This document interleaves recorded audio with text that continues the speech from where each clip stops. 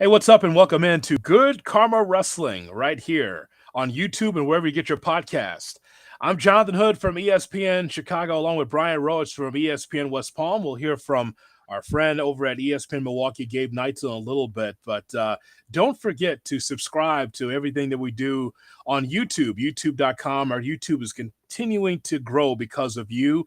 Thank you so much. Tell a friend and tell that friend and tell a friend and tell a friend and tell a friend to tune in every Thursday to Good Karma Wrestling, also on podcasts as well on Spotify, and of course, Good Karma Brands as well. Brian, I'm glad that you are here because I can tell you the story about Friday.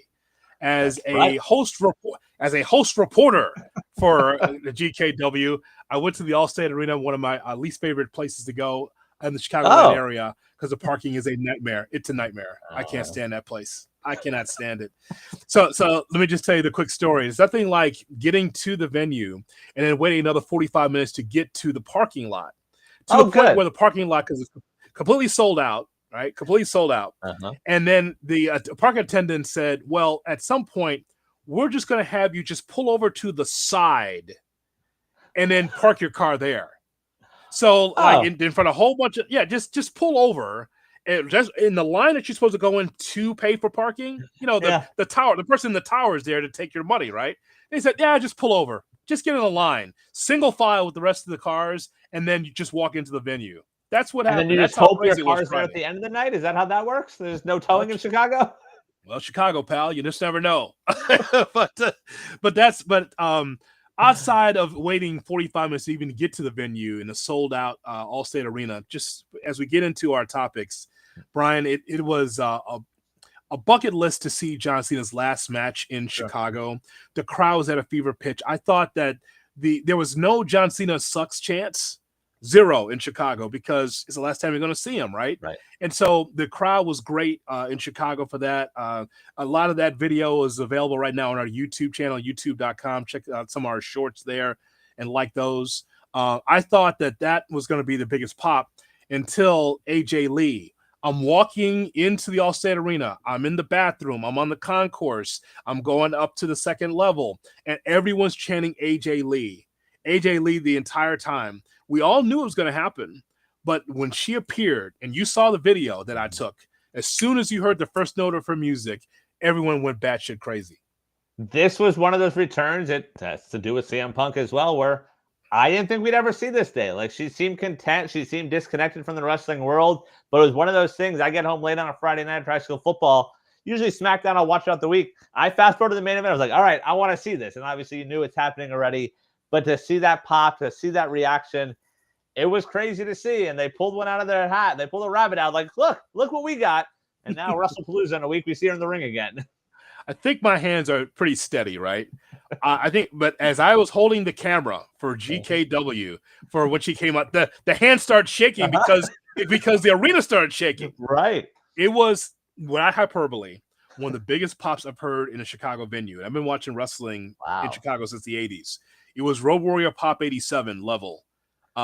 Because, and you watch the video, beat her ass, AJ, kick her ass, AJ. Like, the people were into it, like old school. So I just want to share that with you. That's awesome. That's just Brock coming back, John Cena, AJ Styles, AJ Lee, just a terrific night. Those three things happening at the Allstate Arena. But we've always got great things to talk about on Good Karma Wrestling. Let's start with the top story on this Thursday edition of GKW. Well, we'll start with that. You were in person for AJ's return. You saw CM Punk's return. So who in wrestling is left to make a major return? Or is the bucket empty now? It's a great question, because this is something that Vince McMahon would always go to, right? Let's find a legend, put him on WrestleMania, put him on a big pay-per-view. But a lot of these guys are no longer with us, right? Or they're absolutely broken down. Like The Undertaker looks weird in a headset like I'm wearing. As a producer, he's 6'9". He's wearing a headset, guys. I need you to do this. It's so weird. So what I wrote down, and I think he's good for one more match, at least one, is Kurt Angle. Yeah. I think that Kurt, for one more match, can get it done. And I'd like for him that feeling of, hey, neck is not great. I've lost a lot of weight. I might have lost a little muscle, but I can still wrestle. I think people would love to see Kurt. It's funny. That's the only name I wrote down also. I think in terms of the peak, in terms of like, oh, never say never, which you can't say in wrestling, it was Punk and it was AJ Lee. And now both of them are back, and both of them will be in the ring a week from Saturday in the tag team match.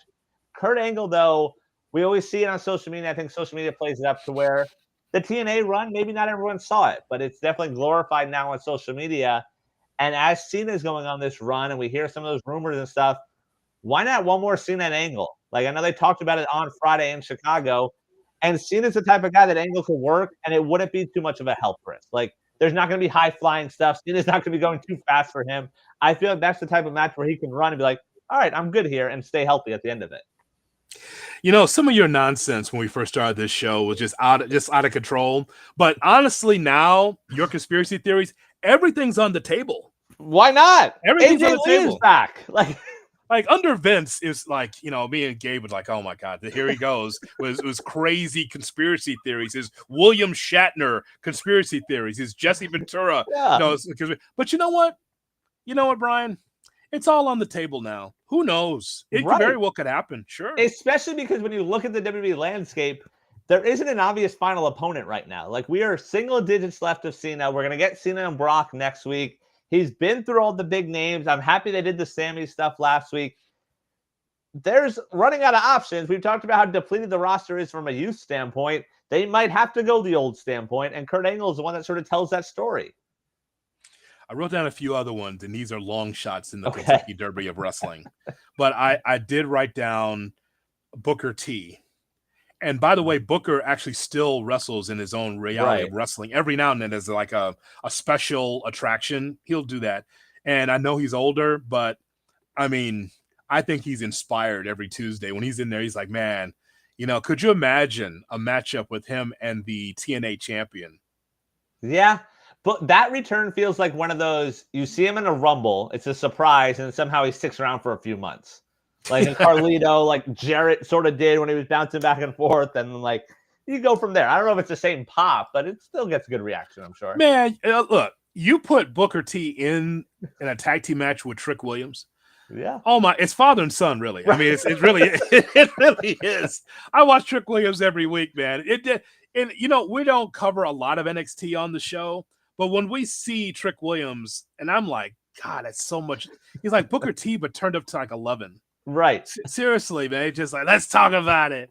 Let's talk about it. He's just jive as hell. He's just an amazing personality, good wrestler. And his finisher is the old Bruce Beefcake high knee. Right. It's really a high knee. Like, that's how, when he first came to WWE, that was his finish. It's a high knee. It's like, you know, it looks, you know, just pedestrian back then, or now it does, but he gets it over as a finish. So I like him. I wrote down Mickie James. Okay, but I feel like we've seen that. And like, I don't even know if you can say she's gone. Well, where is she? She bounced around. I saw her have an awful match in Vegas Mania weekend. Well, she's special. She's not on the circuit anywhere. She doesn't do the indies. I guess to that standpoint, from a women's division, and like Googling, I saw the name pop up. What about a Sable return one day? Man, but she won't even do the indie. You don't know what that looks like now. No. I don't know what. Well, she couldn't wrestle when she was in wrestling. Fair. It's a different time. But like a one-off where maybe someone can carry her through a good match, that's a reaction. So Seth Rollins and Becky Lynch. And so we get AJ Lee and CM Punk and Brock and Sable. Yes. You want that? You want a six person tag? It's a good way to save her. I don't know what that looks like now. She couldn't wrestle when she was the champion. Right. God, that was so horrible. I wrote down for nostalgia, Ken Kennedy. Okay. Or Mr. Anderson. I don't know. He does a lot of interviews. I just don't know. Like I said, long shots, right? Yeah. People like Ken Kennedy. See his name pop up on indies, but I don't know if I've seen him anywhere major besides that. So I guess to wrap this up, it's just where we are today, Brian. I mean, Hogan's passed away. Undertaker seems done. Shawn Michaels done. Triple H can't. Okay. Then we look at WCW superstars. We already saw Goldberg. That'll be all for Goldberg. We don't need to see that again. I mentioned Booker T. Nash is done. Hall Mhm. passed away. DDP's done. That's not happening. DDP. So we look through Japan. Not much there that I can recall that I think that we must see. And then we look at the women's divisions across the the company over the years. Jazz works for TNA, I think, but that's not I her. think she's actually at the PC now. Is she? I don't even. I Yeah. think Okay. so. Yeah, Rodney Mack. Like we don't. There's no. There's no. Well, that's the dark days of WWE, isn't it? 2001, 2002. Not great. What about the AEW to WWE one, where like Mox comes to mind? Because Mox is someone I think you could never say never, but like I'm pretty confident say we'll never see him in the WWE again. No, don't do that. It's wide open now. I don't know. He just seems to be one of those guys who just doesn't give a shit. So he's just like, oh, I don't want to deal with that anymore. But what about Jericho? That I could definitely see. Like Jericho is the more the Carney-esque type, where it's like, all right, here's the paycheck on to the next territory. I mean, you know how this works. If AEW closed its doors, Moxley we'd be doing international, Sure. Do the local circuit, do the indies. And then WWE would call and say, we'd like to put you in the Hall of Fame. However, you need to wrestle and do this before we put you in the Hall. See, that's how it works. You just don't slide right in. You got to do some kind of angle. You got to do some kind of program and then to the Hall of Fame. But Mox seems to be the type to like, no, I'm good. And just like say no to that. Like, I feel like even the Hall of Fame, like, hey, we want to induct the Shield. Like, all right, cool. Congrats to them. And he just no shows. Only reason why I bring up Jericho is because he said the same thing. He goes, it wasn't important for him to be in the WWE Hall of Fame. And now he's done with AEW, it seems like. And I know he's going to slide back in. I personally, as a Jericho fan, don't want to see Jericho back in the ring in WWE. We saw it in AEW. Right. And even though, entertaining, great programs, you saw what that looks like. He's a much more slowed down Jericho that you don't really want to see anymore. Yeah, I completely agree. And then, like, I know him going to WWE will be a success. We've talked about it a lot, where he's the king of reinvention. There will be another Jericho character to come out of it. More T-shirts, more figures, all that sort of stuff. Yeah. But yeah, in the ring, I don't know if we're seeing 5-star Jericho anymore. Well, at some point when we're doing this show in 15 years, we'll look back at this era and say, who are the guys that need to come back? Right. And it's going to be like Kevin Owens, Sami Zayn. Like, it's going to be strange. Well, we have more topics to go here. And again, like, share, and subscribe, and leave your comments on what we're talking about for every show we do here on Good Karma Wrestling on YouTube, as well as on our podcast as well. All right, what is next, Brian? We saw on Monday maybe some seeds being planted of a possible Jey Uso heel turn. So, which top WWE face do you want to see actually turn heel? Okay, we need to go through a list here because we have a number of WWE superstars that's been both. So we go to that babyface list, and so LA Knight, I think that there's a push there. Maybe it's my TV, but I saw on Raw that they feel like they're going with them a little bit. He got some promo time, and I feel like they might be going with him. Now, again, I don't know how this ends, but yeah, what does that mean? Another mid-card title? Like, I don't understand. We've done this. Well, that's who he is at this point in time, right? But then you feel like he got a little bit more airtime, being in the main event of Raw. Yeah, a couple of promos. Yeah, like backstage stuff. He's involved in this, but this just feels like it goes down the path of him eventually losing to Jey Uso, and I don't see a path towards him even wrestling for a world title. Jey Uso's a heel now? Is that what you consider with that kick? I think he's going that way, yeah. How about Jey Uso with Edge? And by the way, that's like burning money, isn't it? It's like putting a whole bunch of money in a trash can and just setting it on fire. But I know all their faces. Like, all their faces have catchphrases and shirts. Like LA Knight, Jey Uso, CM Punk, Cody, Fatu. Like, someone's got to be a heel. Okay. Well, I guess I'm looking at it an old school way because Jey Uso, I know you're not a big fan, but he gets over with the kids, the 100%. Catchphrase, everything else. And so to give him an edge is fine, but if he's turning heel, I always feel like that's just burning money, right? If he's a top merch seller, and he was, because Heyman said so, he was the top 2, top 3 merch sale guy. It's like, nah, you know what? No going through the crowd anymore. No more yeet. We're just going to go after LA Knight. And he got booed somewhat in Milwaukee. Well, at least it was a mixed reaction. Right. Is that fair? Yeah, I don't know. I feel like they have so many guys that are selling that merch that like they can afford to basically give one up. Like, because who are the heels in that company right now? It's Drew McIntyre. Yeah. It's Rollins' group, even though a lot of them are over because of the entrance and the barking and stuff like that. And then who? Like, who else are heels? Rusev. Yeah, meaningless. New Day. They're not on our televisions, and they're stuck with Grayson Waller. They're on every week. What do you mean they're not on TV? You must fast forward through those segments. All right, who are the top level main event heels then? Okay, well, it's at one point it was the Bloodline, and that's not the case anymore. Right. So it's the Raw, it's the Vision. The Vision, yes. The Vision, and it is Judgment Day. Okay, but even that Dom starts to get cheered a little bit. Like that gray area in the WWE, and I think it's one of the reasons we talked about last week where things aren't clicking right now is because it isn't black and white. There aren't heels and faces. It's like, hey, we're the bad guys, but we're going to cheer. Brock's a heel, but you were there. Like, that place goes nuts when his music hits. Man, it really was. And they were just like amazed. Yeah. Yes. That's not how that works. Like, we watch on Wednesdays, we see how much of a heel Don Callis is, how much fans hate him and want to chant F Don Callis. That doesn't happen in WWE. No, that's real heat from Don Callis. He loves it. Right.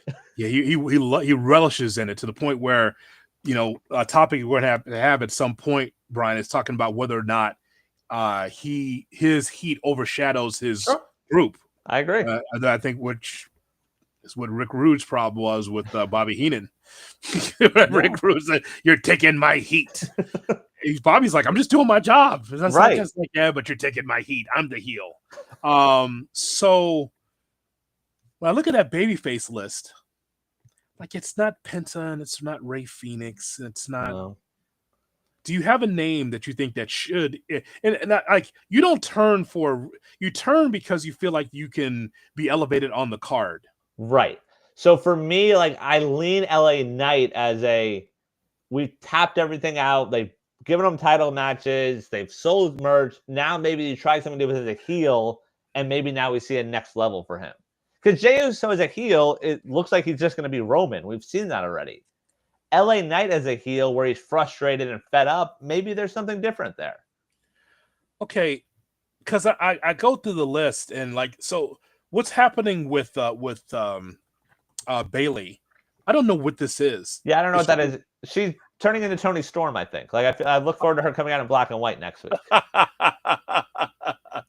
Yeah, I just think about this list and I don't know. LA Knight as a heel, that's fine, and we've seen that before. He's still going to get a reaction, and this is a longer conversation about we as fans and how we look at the wrestlers. It's hard to get real heat unless you're a Don Callis and Paul, even with Paul Heyman. Sure. Paul Heyman with the sing-songy, "My name is Paul Heyman." Now, he's supposed to be hated. He's supposed to be, and a lot of times he does get booed, especially when he deals with Roman and in the old bloodline. Sure, but it gets to the point, and I just noticed this on Friday, just being on SmackDown. It's hard to find that person that you hate, that you just want to go after. Like I think that Becky Lynch is a perfect example of saying the same. She's taking a page from The Miz, pretty much. Right. Just keep repeating the same accolades. People will boo you. She got booed out of Milwaukee on Monday. Yeah. You know, like, but that's, and it wasn't like piped in. People hate her because of AJ Lee and because of CM Punk. So I look at this roster on my iPad. I don't see anyone that stands out that is like, boy, if you turn this person, now you're off to the races. Yeah, no, I agree. And to your point, we talked about Jericho earlier. When Jericho turned heel, he got rid of Judas. Like, I think that stuff plays into it, where it's like, hey, you're supposed to hate me. I don't want you singing my entrance music. Seth Rollins should change his song. Like, if he's going to be this top heel and the Vision's going to be heels, they shouldn't have that song where everyone's kicking off Raw singing it. Like, that takes away from it. And maybe that's just the WWE model where it's like, oh, we don't really need that hated heel. People are still showing up. People want to be interactive, and that's all that really matters to them. Anybody seen Bianca Belair lately? Was she hurt? I don't know, but that's ask the dog. Does the dog know if Bianca Belair? Does not know. Oh, you didn't even ask. Well, but she shuts up. Maybe the dog knows. I don't know. And so I'm just giving you a name of someone there, and then another name I was thinking about, and maybe the ship has sailed on Randy Orton. We always thought that it was Yeah. going to happen, and it has not. He's not changed. Maybe because Cena's still around. I don't know. Yeah, and I mean, Naomi was sort of it. Like, we got a good heel run there, and now she's gone. It is few and far between in terms of top-notch heels in that company. Yeah, I can't help you. I'm looking through it. Like, it's all the baby faces and being able to turn and then make a difference. I don't see that yet. It's a roster issue. Yes, 100%. I mean, I think it was Cena related, but Sami Zayn got some boos on Friday in Chicago. Does that make a difference if he turns heel? Who's that? You said Sami. Oh, well, with Sami is a baby face and an underdog that wants to be able to win the world championship. It's so funny because Sami was the same person. He didn't do anything that was heelish. He was the same guy. It's just because he's in the same ring with John Cena and he interrupted Cena's promo. Right. I think that even Sami was taken aback, like how much heat that he drew by just saying, "Hey, John, how's it going? I remember the whole U.S. title like thing that you did there, like the open challenge. I like to challenge you, like friendly, right?" Chicago was not having it. They were not having it. Like, get the hell out of here, Sami. This is not your turn. So you guys are so ungrateful. He's trying to give you a moment. You're still booing him. He was so friendly though. He wasn't doing anything. He also got booed. I sent you the video. Is and again, I don't know what was on TV and don't know what because I didn't go back and watch it. But was the introduction on TV of Sami against John? Was it on TV? I don't remember I don't know if it was or not. But I saw it in person. But it was Sami leaning into Mark Nash, the announcer, the ring announcer, and saying, "No, you should introduce me first, and then John second." Now that's a heelish thing to do, but he did it respectfully. Like, no, it's John's moment, but I should be introduced first instead of that. And people didn't like that either. You guys don't like anything though. Without Sami was turning. They didn't know. But he did everything the way Sami did it, friendly. But people in Chicago said, "No, you're being an asshole." So I'm just wondering, like, him as a heel, but like that feels like it misses something also. I don't want to see that again. We all saw what it looks like. Was he going to have the camouflage hat and with the conspiracy theory Sami? I don't want to see that again.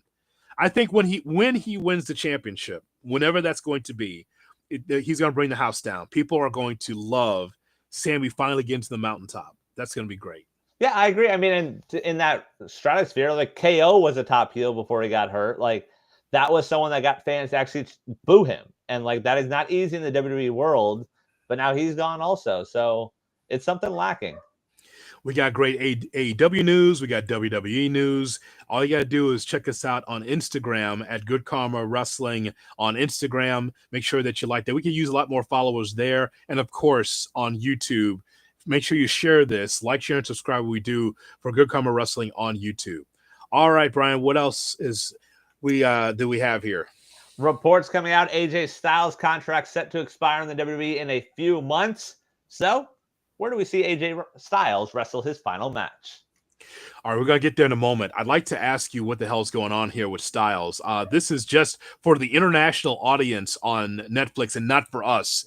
I don't know how he got X'd out of that, but there it is as he waits to be able to wrestle, and he's saying that someone is against him in the back. Someone wants him out. Yeah, doesn't want me here. He mentions Gallows and Anderson, who have not worked for that company for months. He mentioned Michin being on SmackDown, and it was for the live audience only, but then put out on social media. So what does that mean? So Luke Gallows is on Pro Wrestling Nation on Busted Open, and he says, no one in WWE has contacted me. He says, I saw it like you guys saw it. I was very surprised. I'm at the house with my kid. He says, I don't think he's doing anything. Maybe Indies, Luke Gallows and Anderson. Yeah, I don't see him anywhere. So no, he says, maybe it's kayfabe, maybe it's not. He goes, I was surprised. I was very surprised that someone that AJ Styles said that. So are we seeing AJ Styles eventually going back to TNA to put the Bullet Club together? But what's going on? It's weird because, like, you asked that a year ago, and we're like, okay, I can see that. But, like, TNA is WWE now. So, like, if you're upset with the WWE, like, going to TNA doesn't make sense. Right. And, like, this is them doing that whole, like, oh, is it a work, is it a shoot thing, which it worked with Ron Killings. Karrion Kross happened, and Karrion Kross is still not in the WWE, and I'm sure if he eventually ends up back there, they're going to say, oh, yeah, it was a work all the time, which it doesn't feel like that anymore. Mm-hmm. And I guess this is going down that path also. So one of these things where, and his contract's up in February? February, yes. And apparently, according to reports, he signed a short-term deal, so he is going to be done soon. He is older in age. I saw the thing on his social media, like the hourglass. Right. Kind of like Cross with the hourglass, right? He is 48 years old. And as said before, he plans to retire before he turns 50. Well, he also said that I'll never wrestle over 40 either. Oh, okay. Well, he did say that. He did say that after 40, I'm not wrestling anymore. And now look, so Brian, if there is a connection going into next year of AJ Styles and Killer Cross and some of the people that are hanging on by a thread in the organization or going to be part of the organization, or you're trying to reprise the Bullet Club for 2026, okay, that's fine. I don't. What does that mean? Like, if that happens, then what does that mean? That is interesting. That, like, yeah, if we see Styles, Cross, Killings, throw Natty in there, like the frustrated talent. I'm into that, but from a WWE standpoint, I don't know if it gets over or we see it past the mid card. It'd be something. Well, I mean, if somebody wins a championship out of that or championships, that'd be cool because it will have that feeling of like Damage Control. Don't you remember when they first came out? It's like, what the hell? Now, who put this together? This is cool. They're cool music. I'm like, pretty good, right? Somebody's got their thinking cap on, just putting together three Japanese women and a New Zealander, right? I believe that was the case. There was 4 of them. I believe it was, right? It was Bailey, Dakota. Yeah. Yeah. Yes. And so I thought that was cool. Uh-huh. So if you're doing that, if that's what you have planned for the future, okay. Age aside, AJ Styles can still go. Yes, 100%. I just want to know, like, is Finn Balor part of this as well? Because he was the head of the Bullet Club, just like AJ Styles was. Is it Bullet Club against Judgment Day down the line? I don't know. Yeah, that's interesting. I feel like we give Triple H too much credit to think that, like, he's actually thinking this far in advance. Like, the Ron Killings thing wasn't a mastermind plan by Triple H. It was, hey, here's this guy who's just sort of taking up space. We got rid of him. Then the reaction happened is like, oh, no, we didn't mean that. Like, we wanted to bring him back. Like, that was completely unintentional. And then now we see the way Ron Killings is being used today, where it's like, all right, we got our moment. He got a main event, and now he's comedy again. So, like, I'm not willing to give him that credit. I do most of the time just assume guys and girls will end up back in the WWE because you can't say no to those numbers, and you can't fault them for that. Like, someone like a Natty, who is off doing her own thing half the time, could have said no and could have become a free agent and done all this stuff. But if you're AJ Styles, there's only a few more matches. Is there a world that exists where we can get one more Styles versus Joe? Like, did he branch out, say, hey, I'm done, but let me run this back one more time, wherever that might be under some umbrella? Sure. So getting to your question, to our question about does AJ Styles wrestle? Where does he wrestle from? Well, if there's nothing cooking with WWE where he is leaving, then that's going to happen in New Japan. Sure, it's going to happen in New Japan. And I wrote down Nakamura, and I don't know. Like, that's a good match. Yeah, Nakamura feels like he's not even in the company anymore in WWE. That's it. He's under contract. I don't know what his status is, but he's technically works there. It's not Tanahashi because he's literally on his last legs. Yes, I mean literally, and that's not like tongue in cheek, but it's literally when you watch him wrestle, he can barely walk. So that's not a dream match anymore. But maybe Nakamura and against AJ Styles is, because I think we saw that in New Japan. So I think that his final match may not be in the United States if he is going to be done this upcoming spring. I don't know. Yeah, I mean, AEW, though, like, I know they're starting to get away from, like, let's not just sign the ex-WWE guys. Yeah. But AJ's not that. Like, AJ, there's still dream matches that you look at. Like, if we had an Ospreay versus AJ match, I'm in on that. Like, that's something we haven't seen before, or a Swerve versus AJ Styles, which maybe you've seen on a main event, but I assume we haven't seen that in the WWE world. Like, there are opportunities. AJ Styles can still go if he has a handful of matches left. Like, AEW to me is the place where it's like, all right, let's see what he's still got left in the tank. WWE buying AEW anytime soon? That's the only way to happen. Like, okay, so you say that, and then AJ's got to wait another 10 to 12 years to get into the Hall of Fame. Right. But he also, though, one of those guys, like, maybe it's the Vince thing and maybe it's changed now, but like, he's not a WWE guy. Like, he might still have to wait for the Hall of Fame. You don't think AJ Styles is a WWE guy? No. After all these years, he's not a WWE guy? Now, listen, you can, if that's the case, and I'm just going to go back on what you said. Yeah. Then he's a TNA guy. Yes, that's what I look at him as. Which is going to be absorbed by WWE. So it makes him a WWE guy. Yes, by technicality, but from a WWE standpoint, where they're very big on, like, if we didn't make you, if you didn't get over here, like, we're sort of ignoring it happen. Like, it wasn't under the WWE umbrella. When did he debut? I'm looking that up right now. Why are you saying that, Brian, after he was crowned the guy that would be in the retirement match with The Undertaker? How could you say he's not a WWE guy? They chose him out of everybody.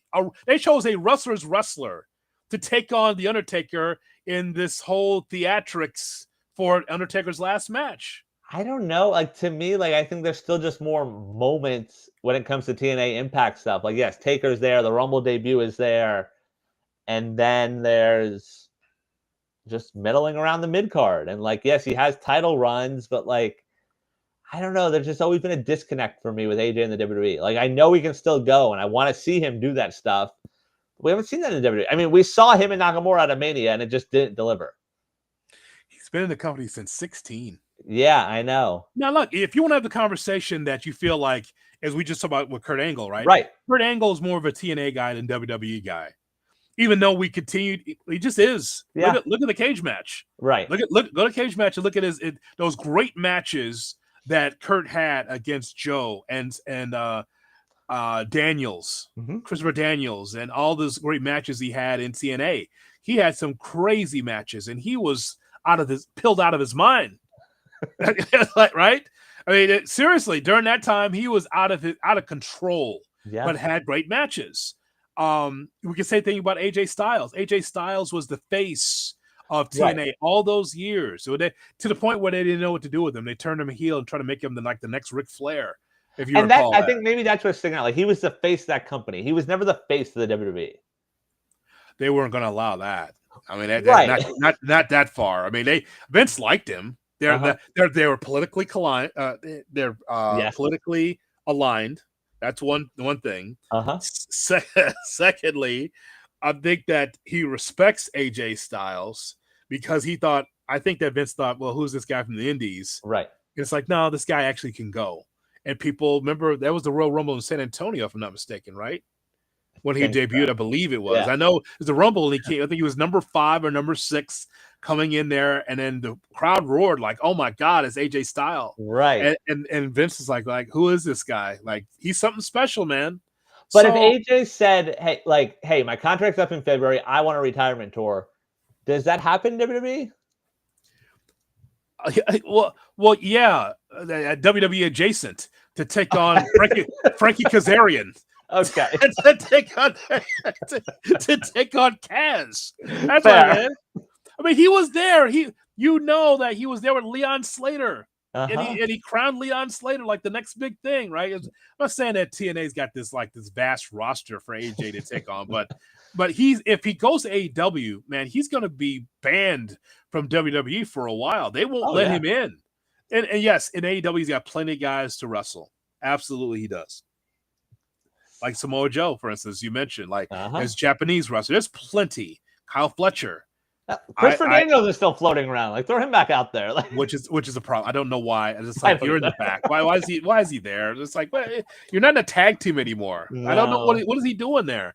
But I believe that if he really is done, I think it's New Japan, because people, first of all, New Japan would need AJ Styles to come back. Mm-hmm.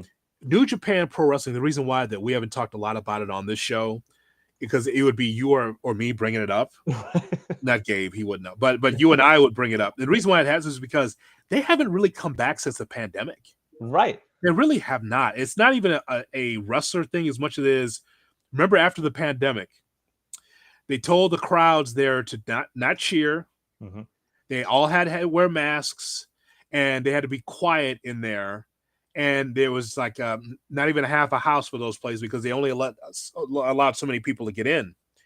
And from there, it doesn't have like Kenny Omega or Okada or those guys. Like they got Gabe Kidd running in and out. They've got some guys, and it's not hot because you didn't see him up and down the card for Forbidden Door for AEW. So I think that New Japan would love to have AJ Styles do a final run there because that company needs a bump. They need a push. And that to me is the reason why I think they have fallen off, because like there isn't that talent. You're like, oh, I need to see him. I'm going to wake up at 4 or 5 a.m. Eastern to watch Wrestle Kingdom because I want to see this Will Ospreay guy I've heard so much about. All those guys and girls are in AEW now. Like we see Ospreay. You mentioned Gabe Kidd. He's the face of the company. We see him on AEW television. Like there isn't that one person. And AJ over there is something where it's like when Jericho went over there. That's something I'm like, all right, you've got my money and you probably got me for a few months because it's going to take a long time to figure out how to unsubscribe. But like New Japan, here you go. I'm in. It took me 9 months. Han, what is this Japanese writing on the bill? I'll look into it. Well, look, she was not happy. The wife was not happy that the Japanese writing, she right there on the bill. And I would say it's New. That's, don't you read Japanese? It says New Japan Pro Wrestling right here. Yeah, she didn't like that. So I think, Brian, that that would be something that would be great for AJ Styles. But I'm still very curious of what he was talking about there in that hidden promo. Yeah, I mean, if it turns into something great, I think he's above this mid-card feud. Like, it was good with Dom, but, like, him and El Grande Americano, like, I don't know if we need that every week on our television. Like, he is above that, and that's the WWE booking right now. Hey, we have some great guests coming up in the very near future here on Good Karma Wrestling, don't we? That we do, because South Florida is going to be in front and center of the wrestling scene. We have an NXT pay-per-view coming here. We have AEW Dynamite 6th anniversary, so scheduled to appear over the next few weeks. Obafemi, NXT World Champ. Ricky Saints challenging Obafemi for that title down here in Fort Lauderdale at the War Memorial Auditorium. I am tempted to go to that. I love that venue. They've redone it a lot. That's where I went to my first ECW show, so I'm tempted to check it out. And then AEW comes to town at the Hard Rock Casino, another venue I'm curious to see. So I believe we're going to have Anthony Bowens to talk about that. So we've got some terrific guests coming up. We're going to be turning the old turnstiles to 200 episodes of Good Karma Wrestling very soon as well. So keep it locked. It's going to be a very hot fall and winter here for Good Karma Wrestling. I cannot wait to talk to Obafemi. That'll be a maiden voyage for him being on this program. NXT, they've got, we talk about who's turning heel, who's turning babyface. We're going to find out in WWE. Some of the NXT kids could be able to turn and have a new personality. Obafemi is a babyface now. He's red hot as the NXT champion. And who knows when we're going to see him. So we're going to have some great conversations right around the corner. All right. What else do we have, sir, on this edition? All right. Number 3, we heard it last night. It's official. All Out next week. Hangman defends the AEW World title against Kyle Fletcher, the men's heavyweight title, which they've begun to clarify.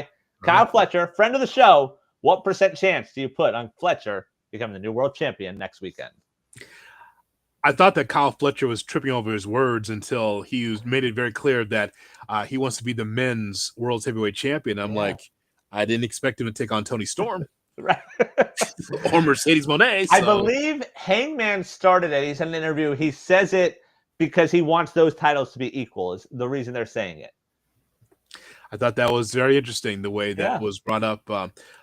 first of all, Kyle Fletcher and Hangman Page, what a surprise, what a great promo session. Mm-hmm. But Kyle, our friend of the program, we haven't had Hangman Page on. No. They're gonna put the champion on, for God's sake. I'd rather talk to him than Tony Khan. That'll be the last time for that around here. But as far as Kyle Fletcher, our friend Kyle Fletcher, who's been on the show multiple times, he's grown up before our very eyes. Yeah. Oh my God. You see that suit he had on, the business glasses. He's Dexter. He's crazy.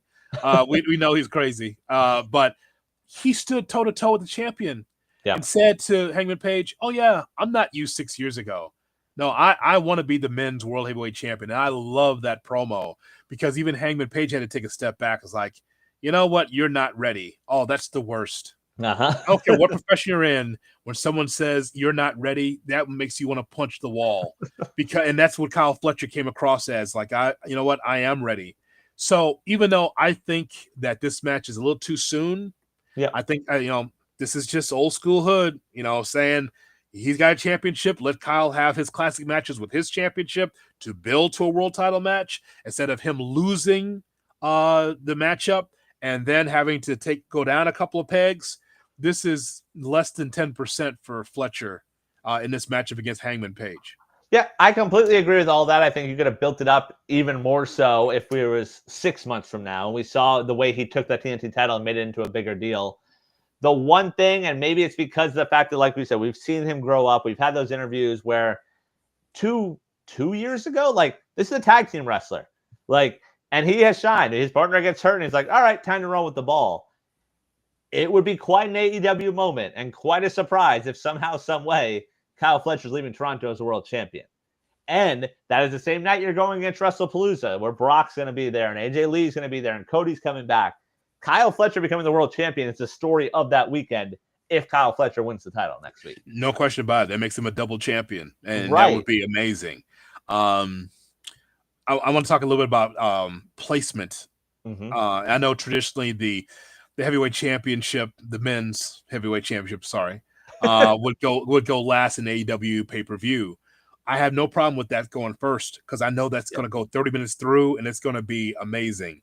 I know that in AEW wrestlers lie. The idea that Kyle Fletcher is going to be out there by himself, no Don Callis family, no Don Callis, that's not going to happen. They're going to interfere. But I think that the match in the ring is going to deliver. There's no doubt. Right. I love Hangman Page being the champion, and that's why I'm eager to talk to him. Hell, if we talked to Cody Rhodes a couple of times, there's no reason why we can't talk to Hangman Page. So I want to talk to Hangman because I like to talk to him about him being champion again and how it feels this time versus the first time that he was champion. I love him in this position because of how dark the title reign was for Jon Moxley. And so I like to talk to him, and I think that matchup against Kyle Fletcher, I will tell you, Brian, this match is not going to tell us anything we don't know. Right. Like, we know both guys can go. There's nothing special outside the ordinary that we're going to see outside of a really great match. Yeah, I agree, and I think that's why I agree with you. I lean to where this probably shouldn't be the main event because, yes, we're both saying single-digit percentage points that, like, Fletcher could actually win this. So it's a main event where, yeah, there might be a couple of falls. You're like, wait a minute, is Fletcher going to do this? But otherwise, it ends with Hangman winning. That's sort of a dud to end the night. The main event next week feels like it's Cope and Cage. It's Edge and Christian in the main event. Like, it's them teaming up against FTR. FTR is pretty top heels right now. But this match, like, we've seen what Fletcher can do. So I'm just curious the mindset of the booking because of the fact that we're not going to learn anything. We know Kyle Fletcher can go. We know Kyle Fletcher can hold his own. So what is the point of this match? Like, is there something else that we're like, oh, I didn't see that coming? Like, could we possibly see a swerve like that? No, I don't think so. I want to be able to delve into the booking with you if we can just a second, because as we just mentioned, it's a matchup we don't need to see today. I understand that Tony Khan wants to be able to keep up with WWE as far as match quality and having the best of the best because it's where the best wrestle. I totally understand that. That's what AEW says. With the injuries to Swerve Strickland and to Will Ospreay, that still didn't mean that you had to have Fletcher in this match. Right. Are we missing something as far as other contenders that should have taken on the Hangman Page for the championship? We missing anything? I mean, Okada's doing his own thing. Like, I feel like you could have told more of a story with Takeshita. Like, we all assume Takeshita's breaking off the Don Callis family and turning face. Like, where he sort of goes rogue and like, no, I want the title shot. And then him losing begins that breakup. Like, the Don Callis family are the top heels there right now. So that comes to mind. Or maybe even there comes a world where, like, Fletcher's part of the turn also. Maybe Fletcher turns face out of this. And, like, at the end, him and Hangman shake each other's hands and he breaks off from the Don Callis family. Like, maybe that's the reason there. I don't think that Sky Blue would allow that. Okay. Because now you're messing with the money. That's but Takeshita, you could see the daggers that he's looking at with the members of the Don Callis family. And I think that's a problem. I think that we could see Takeshita as a babyface and could be champion one day. He's that good. You know, I know it's going to sound strange, Brian. When we get that rogue link of Takeshita matches outside of AEW, right? It could be anywhere else, right? It's in Indies, someplace. Yeah. Man, he gets such an ovation. He works so hard, and it's kind of like, dude, that guy could be world champion. And I know his English isn't great, and that shouldn't be an issue. But the point is, though, is that he's giving you 5 stars every time on the old Meltzer scale. He's really good, and I don't know. I just think that at some point he could be at the top of the company because he entertains the hell out of me. Yeah, no, I agree. And I think now that we look at it, though, we're talking WWE heel problem. AEW isn't too far off. Like, the Death Riders are healed. We got the Daniel Garcia turn last night. I'm curious to see where that goes. MJF is a top heel, but he's already done the Hangman thing. We assume we're going to see that again. Like, there is that lull right now where it's like, who else could be there? That's a good question. And I'm not sure. But I'm just kind of flipping through the roster. Yeah, of guys that could be in that. Now, see, if there was other, Takeshita is one guy.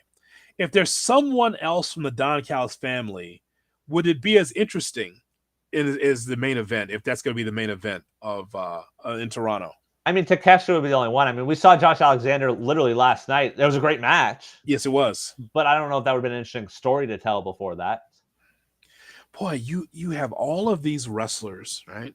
Don't you think that you could heat someone up for you? I mean, if you want to heat up Beast Mordos, right, and let him just beat everybody, like, oh boy, you know who's hot? Beast Mordos, and he's going to take on. Okay, now you probably don't think that Mordos can win the championship, but at least you say, well, there's a contender there, doesn't have a title, but he's been running roughshod. I'm just using him as an example. Yeah, I mean, sticking on the Don Callis family, when we talk about the issues with booking big men, like, why isn't that Lance Archer? Well, that should always be Lance Archer. Right. It should be. Yes. Ask someone that doesn't watch wrestling and say, oh, look at these two people. Who should be the champion? You mean that big, tall guy used to play quarterback in college? Right. Yeah, that guy. Yes. My 9-year-old still talks about Brian Cage when we saw him in an indie show and the things he did. Oh, dude. Now, there's not right. But but that comes from, again, it comes from Tony Khan booking wrestling like UFC or boxing. How about this person gets this person, this person gets this person, this person? And they're much better with the stories now. But as far as heating someone up for you to believe that, hey, this guy has been winning on TV for the last 8 weeks. Right. He's been beating everybody by a surprise, not disqualification, not a bullshit finish, but just beating guys.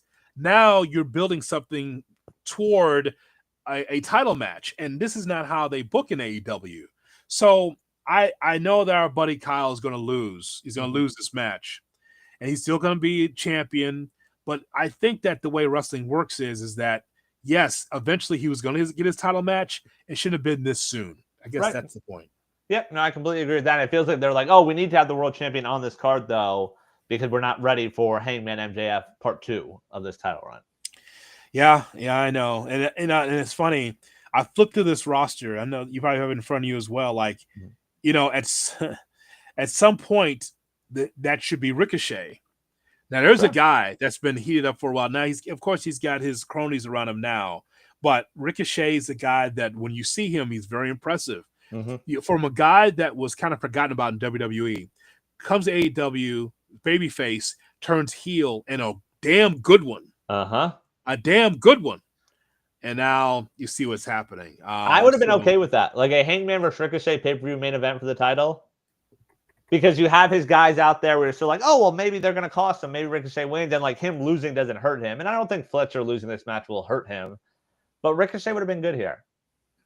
And if anybody that deserves to be able to be in someone's title picture, maybe not the main, but definitely in a title picture, it's a guy like him because he's been doing terrific work. He's aces on TV, Brian. Like it's just it's just been really good. So I don't know. For a lot of these guys that get TV time and they're not heated up to be in these positions, like how many Hook promos do I need to see? Right. Yeah. You know what? I don't think I need any help, or do I? Oh, Hook! Look at that! Look at me on the rooftop. Let me ask you a question, Brian. Are you street tough when you're around a fire on top of a rooftop? Not quite. Does that make you street vibe? Does that give you the Brooklyn, the hard scrabble streets vibe when you're on a roof? Like, what are they doing? Yeah, that is odd. I mean, listen. When he was in like one of the 5 boroughs or whatever, sitting on a stoop, right? Yeah, that was good. With trash going through, like that's New York. A lot of trash and rats going through. Can't stand that city. But now that's more like Hook, right? Like it's gritty, right? Grimy. Yeah, I'm up here, rooftop, smoking a cigar. Or do I? Ooh. Hook. And he's writing me. Oh, it worked out perfect. Lined him up. I know that. You got that TV eye. You saw that too. I don't know, man. I don't know. Just I don't know. I think that there's some guys that deserve that opportunity, and maybe they will, because it shouldn't just boil down to just MJF and Hangman Page, and then MJF wins. It should be more than this. Because while Hangman Page is the champion, you want to build him as well as a champion and take on credible contenders. I just think that taking out Fletcher by the knees so soon is maybe not the right thing. Yep, I agree. All right, let us go to some of the news and notes, Brian. All right, in a since deleted post, Saudi Arabia officials have put out a press release announcing WrestleMania in Saudi Arabia in the year 2027. Sean Ross Sapp says WWE presser is scheduled Friday in Vegas ahead of the Canelo fight there this weekend. So expect the first ever non-North American WrestleMania. And of course, as you well know, GKW never misses a WrestleMania weekend. We will be there with full coverage from Saudi. Yeah, you're going, aren't you? That's a little further away. I got to check the passport. I'm hoping all the indie shows that will not be going over there, just pick a city and then I'll meet you there. You know what? If I'm AEW, and they'll never do this, but if I'm AEW, I'm scheduling something on that same weekend. Yeah. So that way people from in North America can congregate. You want to have like something called Fight Forever. Here's an idea. Call AEW Fight Forever. I don't know if you can legally use that term, but if you can, AEW Fight Forever. And you invite every indie in the country to come congregate to this city. Miami, Dallas, Los Angeles, New York, whatever, right? While WWE does their thing, you say, we're going to celebrate wrestling here this weekend on a Friday, Saturday, whatever it is, right? Beautiful. And just do that, because there's not going to be West Coast Pro out of San Francisco saying we're setting up too. like it's not going to be Boca Championship Wrestling that's going to be setting up in Saudi and taking that 24-hour flight over there. Is like, you know what? It's WrestleMania. We're going to go to the the auditorium in Saudi Arabia that's next to the. They're not doing that. Nope. They're not going to the small gym and set up in Saudi Arabia for the indie show. That can't happen there. Nope. So I love that idea. I hope Tony Khan takes a minute. Like, this is his chance to be the aggressor, to not be bullied, where we've heard so much of WWE bullying them. Go say like, oh yeah, here's a city, here's the date, we'll see you there. We love our wrestling in America. Wave your flag and just set route of we're gonna have this big event, but everyone's welcome. Fight Forever. have indies come. Indie wrestlers can take on my guys from AEW, whatever it is. It's a free for all, and like it, I get paid, but also the indies get paid, or those performers get paid, and then it's kind of like a WrestleMania weekend. Perfect. You give me everything. You give me the top indie stars. You give me Butterbean. You give me 12-year-olds in a match. Just give it all. And it's like, all right, I feel at home now. That's right, Conrad. Starcast is going to be in St. Louis. That's where it's going to be. AEW Fight Forever. It's going to be all part of it here for WrestleMania weekend. Like, that's how you do it. I agree. And we'll be there. Speaking of that WWE mindset, TKO President Mark Shapiro on a conference call says Vince McMahon was primarily pricing tickets for families and was not focused on maximizing the opportunity to increase prices like TKO is focused on doing. So there's pointing out the obvious from TKO. So Vince is behind. So and I understand his point. He still was on the PG tip for WWE. It's for families, pal. Bring the families in. But TKO and UFC, and now they're in the boxing realm too. They're in the boxing business. They're in a whole different plane. It is incredible. But this is how they do business now, Brian. I mean, for the UFC fan, it's not about families. They're just saying, hey, you got a black T-shirt? Come see UFC, right? And you're going to pay for it, just like you do the NFL and these other sports.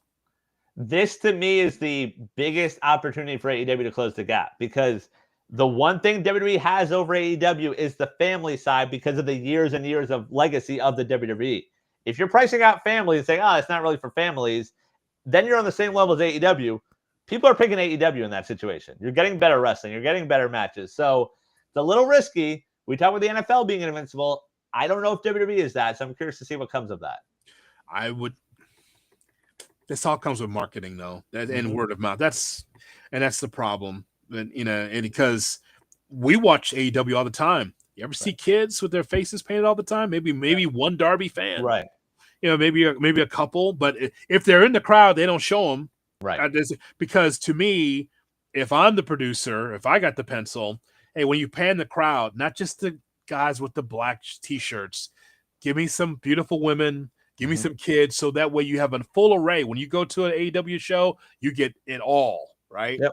And all I see, like in Philly on Wednesday night, there's a bunch of guys that want to argue with FTR. That's all I saw. Guys want to fight. I didn't see teens. I didn't see kids. I didn't see moms. But you know where I did see it? SmackDown. Right. In Chicago. I don't know what it says about my parenting, but October 1st, I will bringing both my children to AEW Dynamite. That's fine. Nothing wrong with that. Nothing wrong with that. Cover their ears, though, because no one Stokely's going to swear. There's going to be a lot of like, hey, let's not tell mom about this part. And then this part and that part. Just say you forgot what happened, okay? This is at AEW NC-17. Right. Finally, in news and notes, we talked about the John Cena retirement tour. Well, Rob Van Dam told TMZ Inside the Ring there was mutual interest between himself and the WWE about him being part of the farewell tour. He then broke both of his heels, which changed plans.